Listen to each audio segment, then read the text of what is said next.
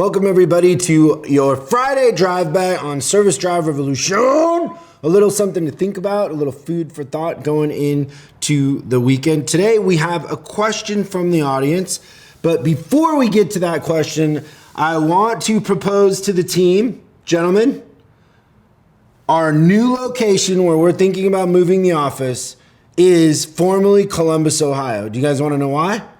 Because they are petitioning to name it Flavortown after Guy Fieri.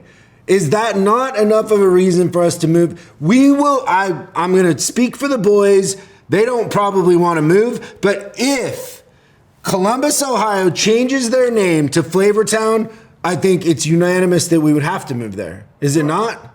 100%. Like, how can you pass up the chance of saying, like, where do you live? Flavortown.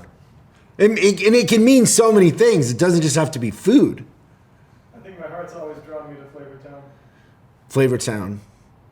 So, please, everybody in Columbus, Ohio, sign that petition and get that in front of the mayor or whoever has to make that decision. But, voice of God, what is our question this fine Friday? The voice of God has a question. Is the voice of God close enough to the voice of God's microphone? Yes. The voice of God has a question. It comes to us from YouTube.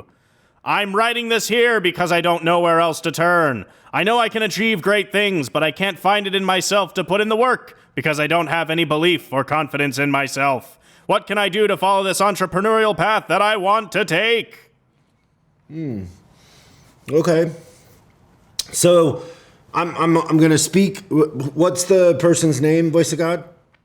Alvarez 92504. So, Alvarez, I'm going to speak from my experience, but growing up the way that I grew up, so I grew up a missionary's kid, very poor, lived in Mexico. When I was 13, my stepfather left my mom and I in Washington, basically homeless, although we lived with my grandparents, so we never slept in a car.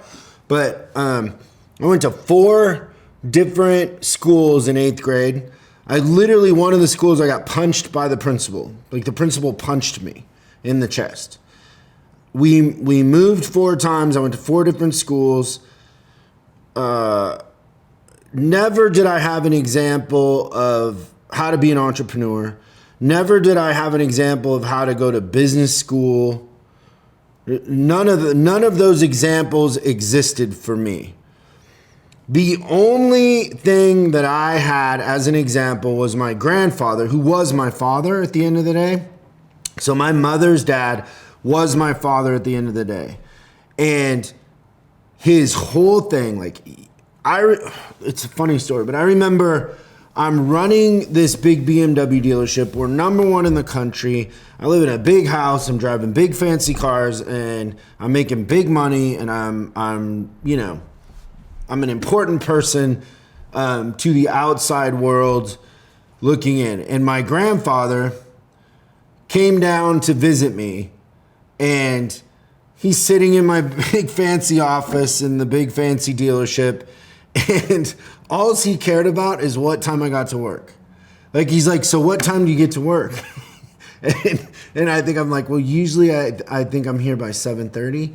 And he's like, oh, like I was sleeping in. Like, I was taking it easy that I got to work by 7:30. And that I wasn't the first one there. All he cared about was work ethic. He told me this thing when I was younger over and over again, because he would work at the fire department, and then if you're a fireman, you get like 3 or 4 days off in a row. Like, you'll work 2 days straight, and then you get 3 or 4 days off. Those 3 or 4 days off, he would go work. So he would drive truck for trucking companies. He would drive logging trucks up in the hills in Washington, but he was always working.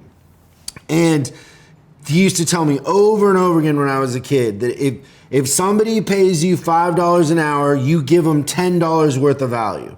That's just over and over again. Like, whatever somebody pays you for, give them more value. That was always his thing. So I always had this thing in my head that I might not be the smartest out there. I might not come from a background that is privileged, so nobody's handing me money. Nobody's going to help me if I get in trouble. If my back's against the wall, I'm going to have to figure it out myself because there's no cavalry coming to save me. I'm on my own if I get in trouble.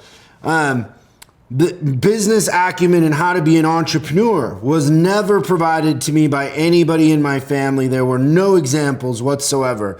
For the most part, everybody in my family worked for the government, which was the shipyard in Bremerton, Washington. Like that was kind of my example. The only thing that I had as an advantage, the only thing was work ethic. That was it. Like I will outwork you. I will stay later than you. I will get there before you. I will read more. I will watch more. I will study more. I'll ask more questions. I'll listen more. I will outwork you in any situation. Like if you want to go toe to toe with me on that, I'm a bulldog. I will outwork you. And so it's all I had. And so you got to understand that I don't know if you come from an affluent background and you got $100,000 sitting in the bank because your parents gave it to you or inherited a bunch of money, then I'm probably not the person to ask this question. But if you're an underdog and you grew up poor, you need to shift your focus and you need to understand that the only asset you have is your work ethic and getting busy. Motion creates motion. Action creates action. Like offense is your tool. You got to get to work. Even if you're doing the wrong things, but you're working, you'll get further ahead than sitting waiting for bad things to happen to you. You got to move.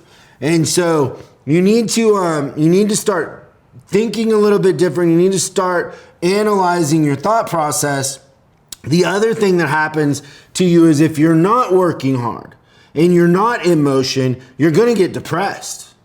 You're going to have anxiety. You're going to be sitting there and your mind is going to spin because your inner game is incongruent with what you know is possible. So your subconscious and your conscious mind are in conflict because that the only thing you need to do is work and you're not working. So you're going to get depressed. And then you're going to start to sabotage yourself and you're going to start playing to lose instead of play to win. And so you have to understand that the only thing that you have as an asset is your work ethic. You can outwork anybody. If you get in a bind, if you get in trouble, whatever it is, work is always the answer. There's no reason to get sad if you make a mistake. If you're willing to get back to work, you'll be so busy working that you won't have time to think about the mistakes you made. There's that old Chinese saying, man who rowboat can't rock boat. If you're not rowing the boat, if you're not waking up every day to hunt, then you're gonna self-sabotage and you're gonna get depressed. You were made to wake up every day and hunt. Get out there and hunt and kill. That's what it is. Now, we're not cavemen anymore. We don't wake up and go kill animals and drag them back home. We go to the grocery store for that. So now our new hunt, our new purpose is work, being an entrepreneur, being a manager, leader, whatever it is. Get out there and make things happen. Create a solution for a problem. And then you're going to start to feel good about yourself. Because if your business or whatever you're doing is solving a problem for customers in a way that you offer better customer service, a better solution, a better widget, whatever it is, the feedback from that is going to make you feel good. But you're only going to do that by working hard because just pre-plan. Here's the thing that people make as a huge mistake is they think, oh, I'm going to go get this job and I'm going to turn this business around, or I'm going to go start this company, or I'm going to go do this thing. And, I've got all this great, ambition and it's going to be perfect. And the fact of the matter is whenever I go into a new venture, because I've made so many mistakes, I just tell you, you're going to run out of money the 90 days in. Either your top person's going to quit 6 months in. You have to pre-plan that things are going to go wrong because it's just how it is. The key to happiness is low expectations. And so you're going to be happier, you're going to be more fulfilled, if you're out there working hard. The go-to default button is hard work. That's you'll outget everybody, because most people are lazy. Most people want to take a shortcut. Most people want a magic pill, right? Just think about how many people buy workout programs like, PX90, or they join a gym and never go. Most people. That's how gyms make all their money, is only like 20-30% of people that are members actually go to the gym. Your advantage is to be the 1%, the one that'll get up earlier than everybody else, that'll stay longer, work harder, push yourself. And the magic of all that is, when you start pushing yourself into the limits of what you're capable of, you learn things about yourself you would have never learned before. You start to tell who you really are. You find out what you're really made of and what you're capable of when you push beyond those limits. And it's fun. It's contagious. And it makes everybody around you better. So reframe the question, reframe your thought process. But unless you're a trust fund kid and you got a bunch of money in the bank, work is what you're gonna do to get through everything. So change it. Start to love it. Start to love the pain. It's like when you go to the gym. You can see the pain as something you want to avoid, or you can see the pain as something that makes you better. You're better off seeing pain as something that makes you better.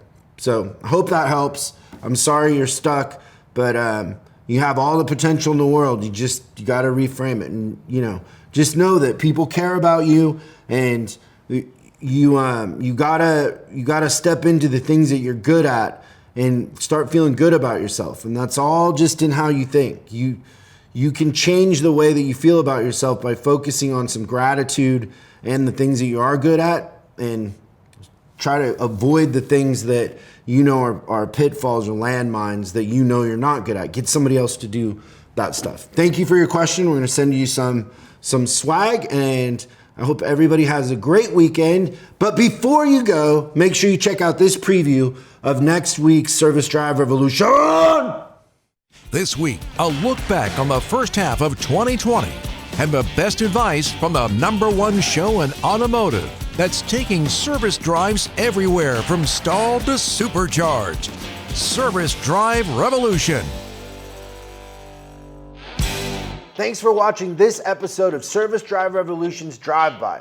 I hope it gives you something to think about over the weekend and inspires some new ideas and hopefully some new results. If you have any questions for the big show, go ahead and post them below in the comments. We'll be looking out for them and we'll answer them on the show. Make sure you subscribe and hit the bell icon so you're notified when we post new episodes. I'm Chris Collins, and you can find me on Facebook and Instagram at Chris Bulldog Collins. And I'll see you again on the next episode.